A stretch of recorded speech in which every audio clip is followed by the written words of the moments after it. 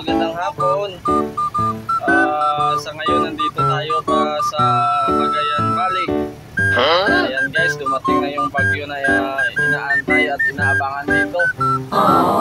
Sabi nga daw alas 3 ang landing. Ayan nga, tama. Exact 3.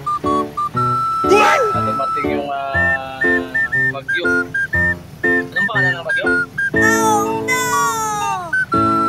Nandito pa kami sa hospital, medical, Cagayan Medical Center. Ayan. Kami.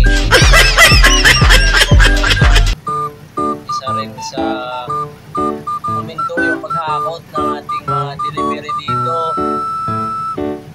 Dahilan sa biglaang pagbuhos ng ulan. So ayan, dito tayo matatagalan mga guys.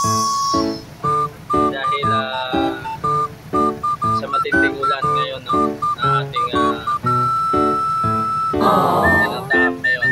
Ayun po, sa ating mga kabiyahero dyan na nasa daan, yung going dito sa Cagayan, Tugigaraw, Isabela at Nueva Vizcaya, Nueva Ecija. Yan po, mag-ingat po kayo hanggat maaari. Ligtas pag may alam, mga katupa. Yan po, God bless, ingat.